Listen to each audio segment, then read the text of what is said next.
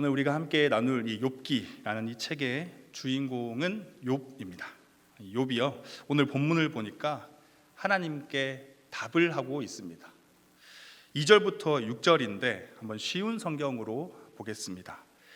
주께서는 무슨 일이든지 하실 수 있기 때문에 아무도 주님의 뜻을 방해할 수 없는 줄 압니다. 무식한 말로 내 뜻을 가리는 자가 누구냐라고 물으셨죠. 정말 저는 알지도 못하면서 말하였고 깨닫지 못하는 일들을 아는 채 하였습니다.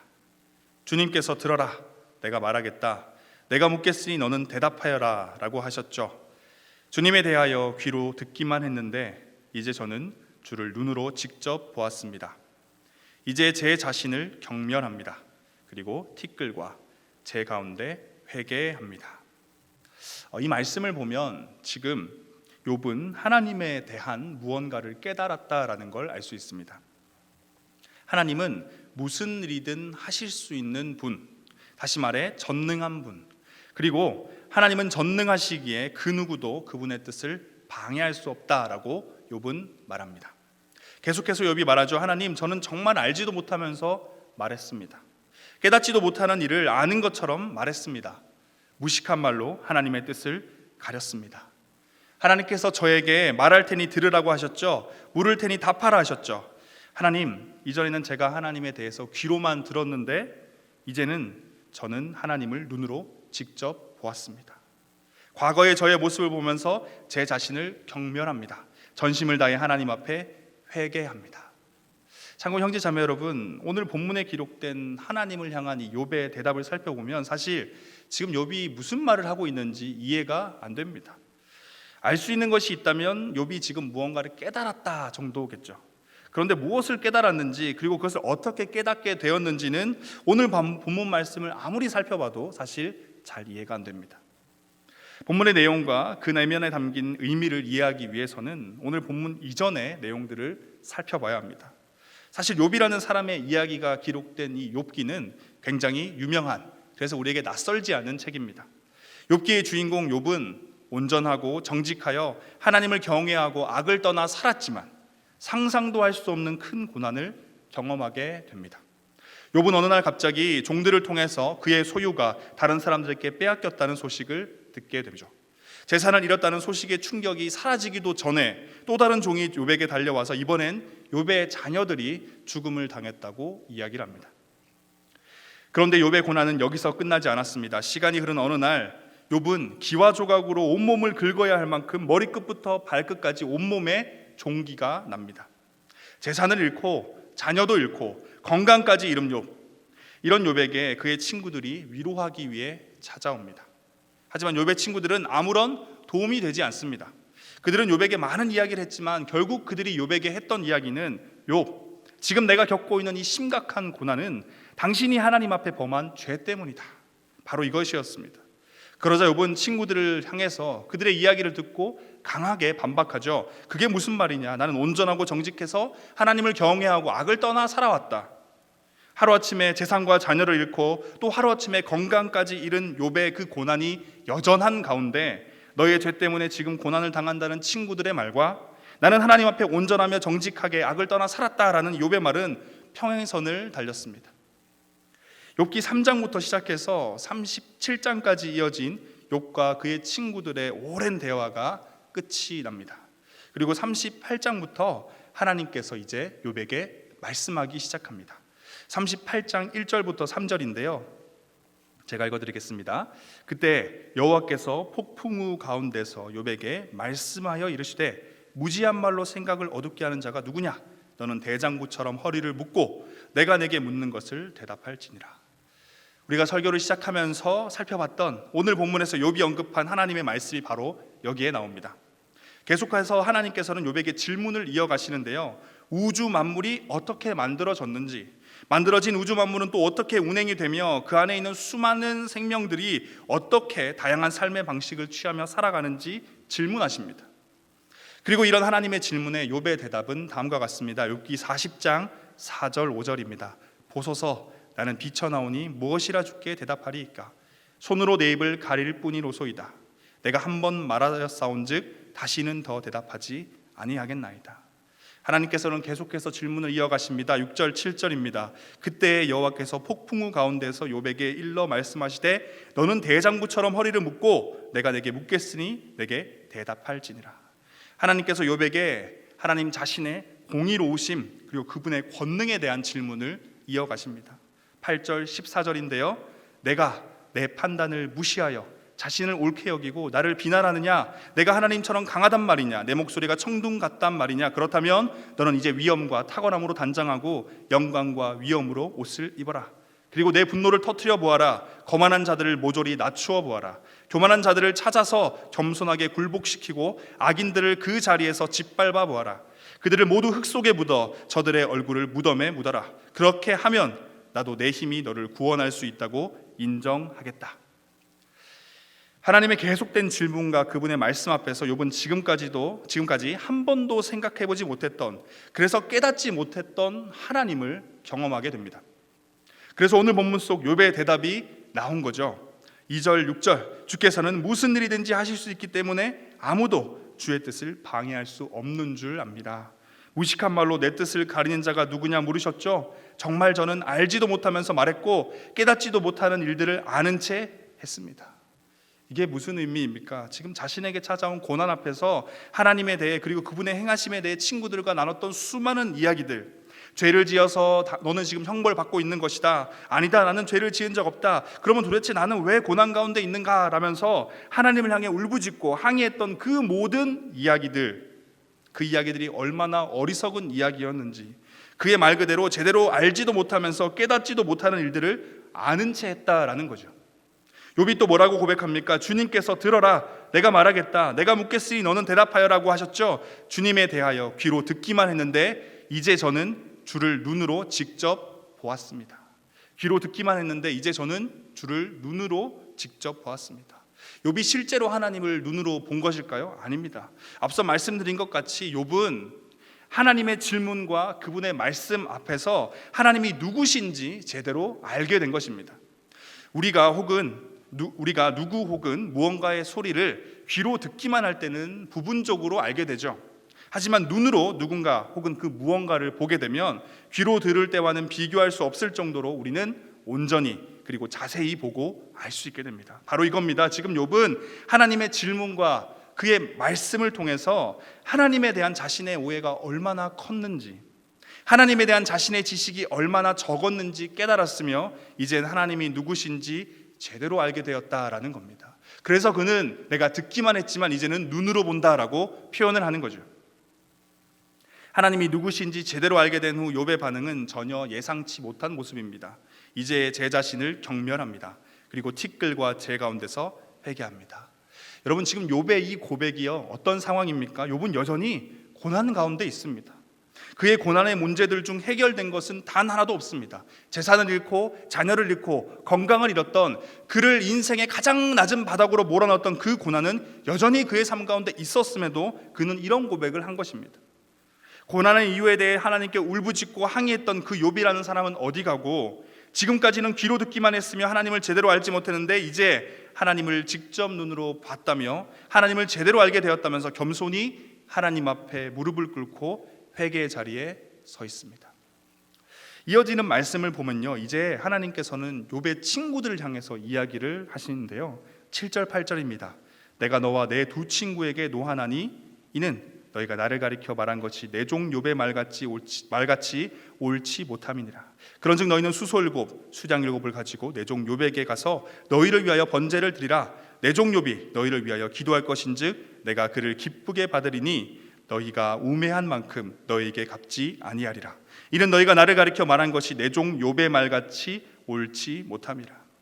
하나님께서 지금 욥의 친구들에게 반복적으로 이야기하시는 게 있습니다. 그것은 너희가 나를 가리켜 말한 것이 내 종 욥의 말같이 옳지 못하다. 다시 말해서 무슨 의미입니까? 너희는 욥과 달리 나에 대해서 옳게 말하지 않았다라는 겁니다. 욥도 하나님에 대해서 제대로 알지 못했지만 그의 친구들은 그보다 더욱 심각하게 하나님을 오해하고 있었다라는 거죠.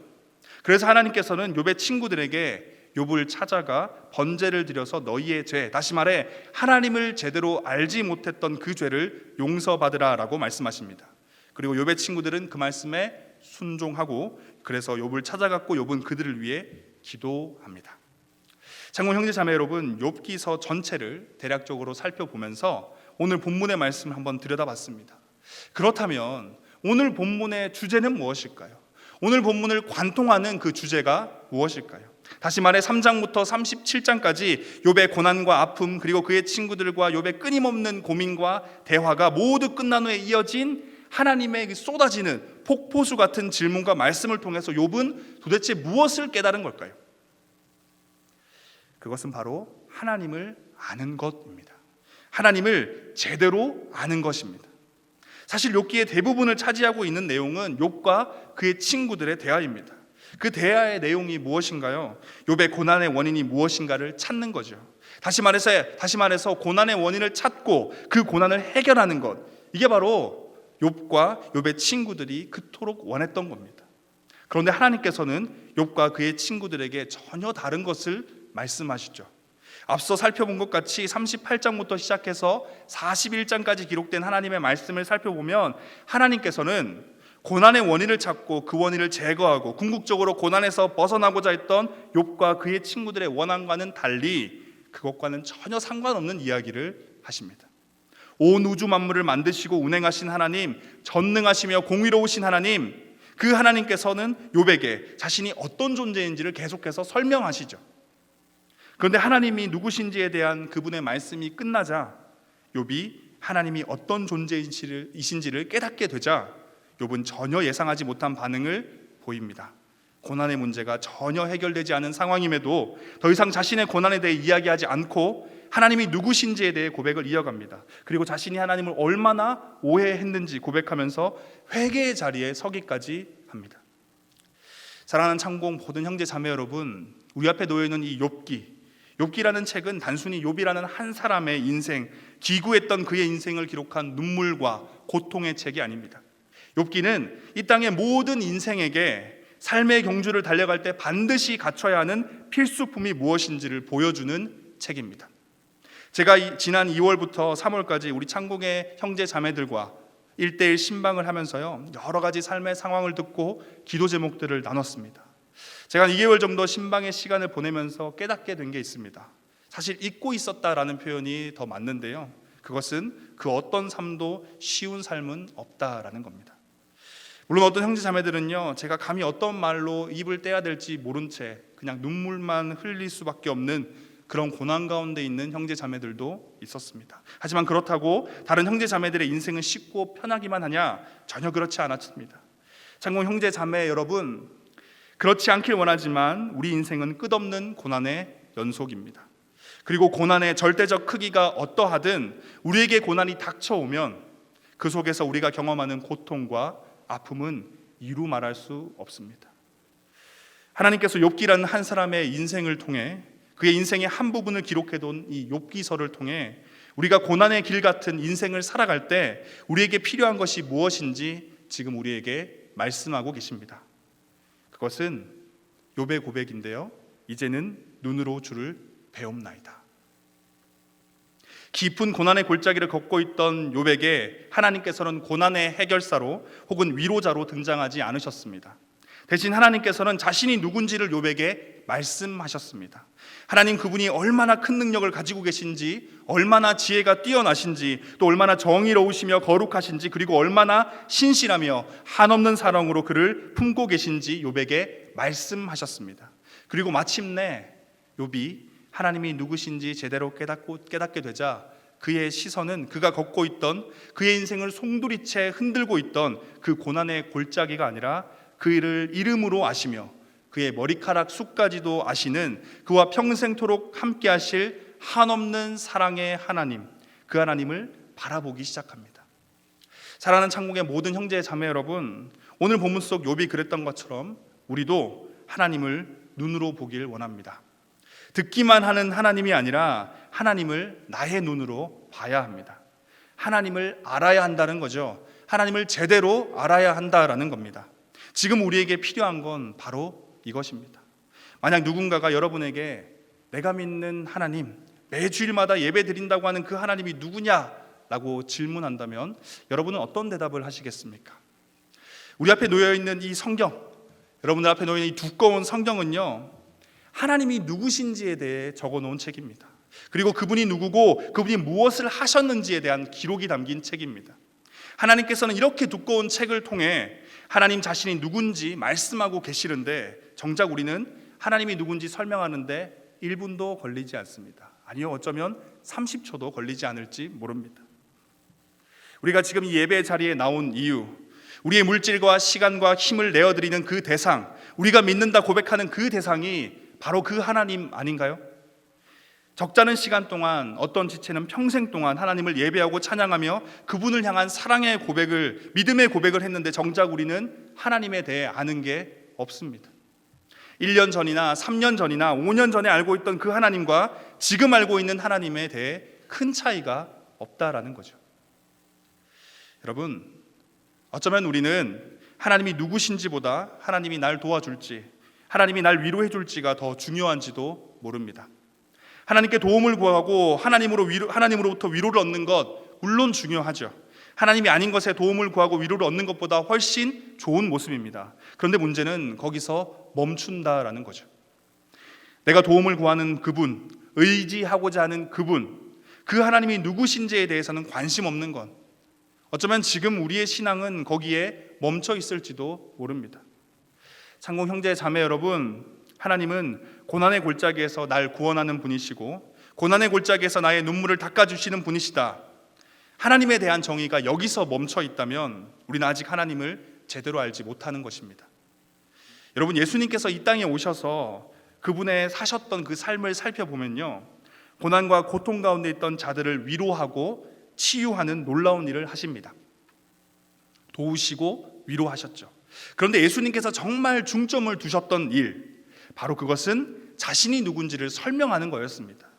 도움만 구하며 위로만 구하던, 기적만 구하던 이스라엘 백성들에게 예수님께서는 계속해서 자신이 누군지를 설명하십니다. 나는 생명의 떡이다. 나는 세상의 빛이다. 나는 양의 문이다. 나는 선한 목자다. 나는 부활이다. 나는 생명이다. 나는 길과 진리와 생명이고 나는 참 포도나무다. 그래서 이스라엘 백성들이 예수님이 누군지는 관심이 없고 계속해서 도움과 위로만 구하자 때때로 예수님께서는 그 자리를 떠나버리시기도 하셨습니다. 사랑하는 창공 모든 형제 자매 여러분, 결코 쉽지 않은 인생의 경주를 달려가고 계신 우리 모든 형제 자매 여러분, 성도인 우리는 하나님이 누군지 알아야 합니다. 하나님이 어떤 분인지 제대로 알아야 합니다. 하나님에 대한 조각난 지식으로 나만의 하나님을 만들어가는 것은 이제 멈추고 듣기만 하는 것이 아니라 내가 직접 눈으로 하나님을 봐야 합니다. 목사님 설교 들어보니까 하나님이 전능하시다던데요, 전지하시다던데요, 공의롭고 거룩하고 사랑이 많으시다던데요. 여러분, 이건 듣기만 한 하나님입니다. 하나님께서 오늘 본문 속 욥과 지금 우리에게 원하시는 건 우리의 눈으로 직접 하나님을 만나는 겁니다. 다시 말해, 하나님을 부분적으로만 아는 것이 아니라 제대로 알고, 하나님을 지식적으로만 아는 것이 아니라 나의 삶의 경험에 기초한 고백으로 고백할 수 있어야 한다라는 겁니다.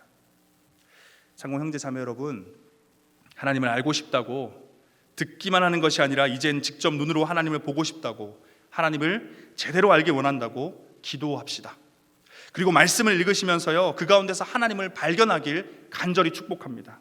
하나님을 알고 만나길 기도하면서 말씀을 읽을 때 부분적으로만 알았던 하나님을 제대로 알게 될 것입니다. 눈으로 하나님을 만나는 위대한 역사가 일어날 것입니다. 마지막으로 여러분의 삶의 현장에서 말씀에 순종하시길 원합니다. 내 감정과 습관과 성격과 내가 지금 처한 상황에서는 절대로 할 수도 없고 하지도 않을 그것에 대해 하나님께서 순종을 요구하실 때 말씀에 의지하여 순종하시면 그때 내 삶의 현장에서 역사하시는 하나님을 여러분의 눈으로 볼 수 있게 될 것입니다. 이런 시간과 경험이 쌓여가면요, 그래서 하나님에 대한 우리의 지식이 깊어져 가면요, 끝없는 고난의 연속이라고 할 수 있는 우리의 인생 가운데서도 데살로니가 전서의 말씀이 이루어지는 인생이 될 것입니다. 데살로니가에서 어떻게 이야기합니까? 항상 기뻐하는 인생, 쉬지 말고 기도할 수 있는 인생, 범사에 감사하는 인생, 바로 이런 인생을 우리가 살 수 있게 됩니다. 하나님을 직접 만날 때 바로 이것이 가능합니다. 우리 창공의 모든 형제 자매들의 인생들이 하나님을 제대로 아는 인생이 되고, 그래서 기쁨과 기도와 감사가 넘치는 인생이 되길 간절히 축복합니다. 이제는 우리의 눈으로 하나님을 봅시다. 이제는 내가 믿는 하나님을 제대로 알길 간절히 축복하고 기도합니다.